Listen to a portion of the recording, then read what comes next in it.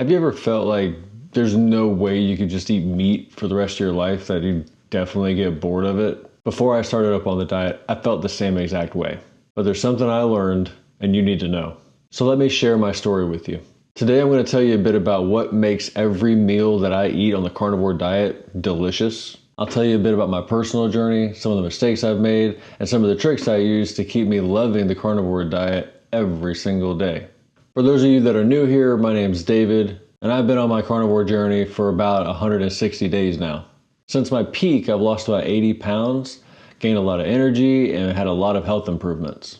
I'm a retired Air Force veteran, and I'm trying to take the same discipline that I learned in the military and apply it to this way of eating so I can finally get healthy. And I'm sharing this journey with you so that hopefully you can be healthy too. Now let's get on with the video. When I first heard about the carnivore diet, I thought to myself, there's no way I can give up pizza, cake, ice cream, cookies, and all that stuff. I mean, seriously, just meat all the time. I told myself, well, you can also have eggs. That did not help. I don't know if you're feeling the same way, but meat and eggs, that doesn't really help. You can have all of the bacon you want. Does that really help? I mean, it does sound good, but it doesn't replace ice cream and cake and cookies and all that good stuff, right? But as I watched more and more YouTube videos, I was actually kind of intrigued. It was interesting the way that every single carnivore YouTuber just talked about how they loved their meat. I was like, are they acting or do they just love the meat? It was my understanding while I was watching their videos that they didn't crave anything else. They looked forward to just eating meat. And every diet that I've ever been on, that was never the case. Even being keto, I still was trying to get like a keto cookie, a keto cake, a keto ice cream, a fat bomb, whatever it was. It just was not that I just wanted meat and salad all the time. I can say the same thing for when I was vegan or plant-based. The whole goal was to try to find some way.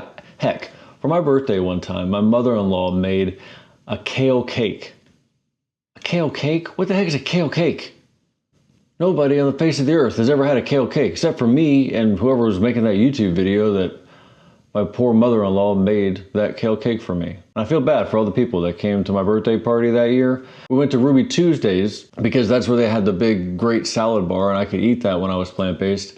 And then also made them all eat the kale cake. People were kind and said that it was okay, but there's no way it was okay.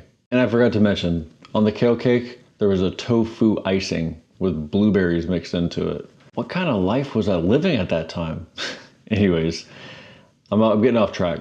The point that I'm trying to make is it seemed like all the people that were talking about the carnivore diet was never trying to make meat into something it wasn't. They just enjoyed the meat. So I told myself I was going to go head first, all in, and do 90 days of a very strict carnivore diet. My rules were I was going to eat all the meat that I wanted, including eggs. I could only season it with salt, but I wasn't allowed any dairy, alcohol, or artificial sweeteners. There was one exception to the rule, and that was if I was over at somebody else's house or if we all went out to eat as a family, that I wouldn't be a stickler about whatever they put on the meat or however they cooked it. Oh yeah, and also butter was okay. That way I could still live a life, but have a strict diet. For the first couple of weeks, it was actually pretty challenging. I craved other things. I still had this desire to eat carbs. I wanted bread with my burger patty, or I wanted ice cream or cookies for a snack. Chips, they would have been delicious. But I told myself in my brain, you made a commitment. You're going to stick to the 90 days and you're not going to give up until you get to the 90 days. I didn't allow myself any cheat days. I knew myself enough that if I had one cheat day, I could have many more right after that, and I would get off track and not stay on the 90 days. It was around the 2-week point when everything just fell in place. It was like I stopped craving things other than meat. I actually craved meat. I remember at one point, it was about my 30-day mark. I was in Vegas for a convention at work, and I was so excited to get this 1.5 pound steak. They cooked it perfectly. I guess they had it shipped in from some place that was like a super fancy steak. And my mouth was like watering. It was like drooling. It was like weird. I've never done that before, especially over steak. And afterwards, I had no desire for any type of sweet as a dessert, which is totally opposite of how it used to be. I'm suspecting that it had something to do with this carb craving, because over time I've gotten less and less of a carb craving. Now I do remember what it used to taste like, just like when I quit smoking. I used to smoke, I enjoyed it. I now haven't smoked since 2018, not even vaping. But I still remember in my mind that I enjoyed it. And I still remember in my mind now that I enjoy ice cream, but I'm not gonna go back and eat it. I'm not overpowered by the desire to have ice cream. I really do believe that it's because the carbs are out of my system. I'm not having this big spike in insulin and the sugar. I don't know anything about the science, but I imagine it has something to do with that. Since I don't know anything further than that, let's move on to the next topic. As you'll learn on this channel, I don't speak about things I don't understand, and when it comes to the science part of this, I have no idea. I'm just sharing my experience and what I've gone through. Now let's talk about a couple of mistakes I've made. After I hit my 90-day mark, I was really excited to introduce dairy back into the diet. I also got a little bit more liberal with spices. The whole idea for myself was thinking, I can make this diet even more exciting. I can have sour cream and cheese and my ground beef and all these different things that you could potentially do with more dairy and other items in your diet. But what I quickly noticed is that weight loss kind of stalled. Actually, it almost felt like I was gaining weight back. I also believe that my body wasn't really accepting of the dairy. I had some gurgling in my stomach and it was just kind of awkward and bloaty feeling, so I cut that out. I tend not to do dairy foods anymore.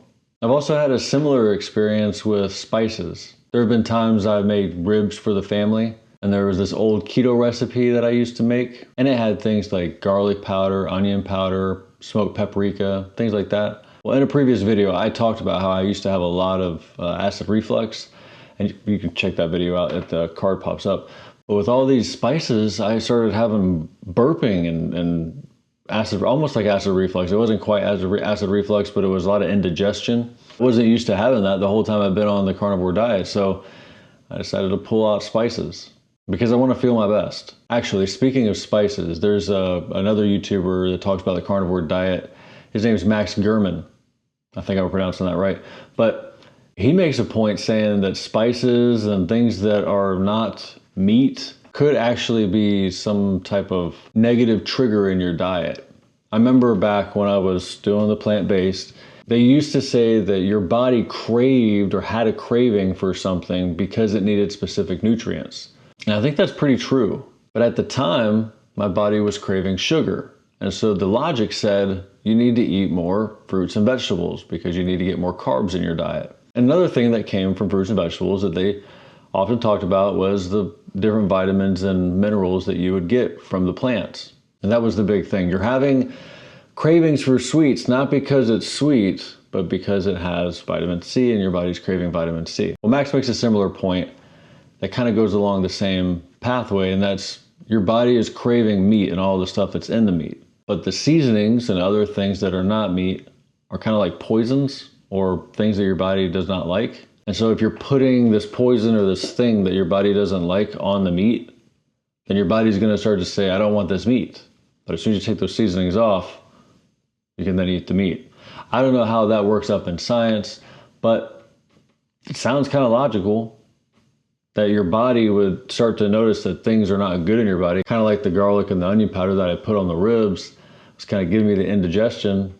It's a pretty good sign that my body doesn't like that. So right now, the only seasoning I use for anything is salt. All right, now for the tricks. I think that you probably don't need a lot of tricks. If you just eat meat, you're probably gonna be pretty good. That's what I found during the first 90 days. If I found steak or ground beef or pork chops or something that was fatty, or I at least had butter around that I could put on the non-fatty meats, things were pretty good. I pretty much was okay because I liked the meat.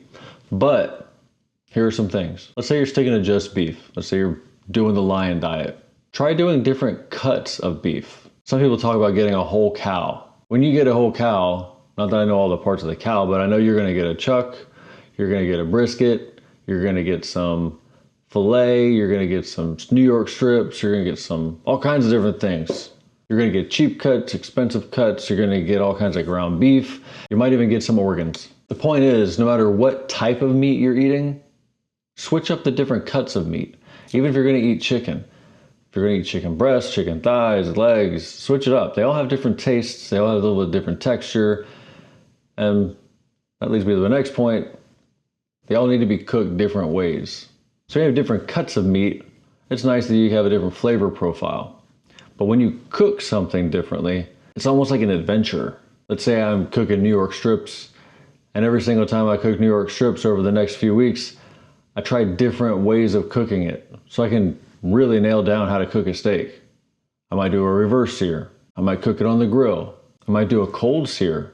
A lot of people haven't even heard of a cold sear, and that's one of my favorite ways to cook a steak, as long as I'm only cooking one. Or if you're cooking like a big chuck roast, you're roasting it, maybe doing a crock pot. Maybe one time you put beef broth in, another time you put bone broth in or something. You can change up the recipe all the time and keeping the meat simple, but it just creates a different experience for you to cook and for you to test and for you to develop your way of eating. Actually, for me, I'm trying to learn about making poached eggs right now. I've never had one and I want to try it.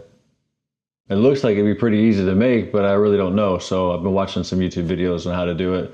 So I'll keep you updated on it. But tell me, have you had poached eggs before? And if you have, do you like it? Put that in the comments real quick. I can't stress enough how keeping the diet simple, keeping your seasoning simple, and just exploring different cuts and different ways of cooking will keep everything tasting good and keeping your body craving it. If you haven't started the carnivore diet, I promise you, you give it some time, this is all you're going to crave. This is all you're going to want because it's delicious. And I haven't heard of one single carnivore on YouTube or one single person commenting in any of my videos that have ever said, I hate the way this food tastes. It's so boring. I've never heard it. Everybody loves it. So I want to encourage you just to give it a shot. Make a commitment to 30, 90 days and just do it. See how you feel. And everybody who's currently on the carnivore diet, what's been your experience? What have you done to keep things interesting, or to how have you felt? Do you get bored of food? I want to hear about it in the comments. Help other people that are currently looking in the comments right now because they're on the edge deciding whether or not they want to do the carnivore diet. Tell them what you've been doing and tell them how you felt about eating meat all the time. Now, I'm so excited for everybody who's watched the video this far because I have one more very special thing to say.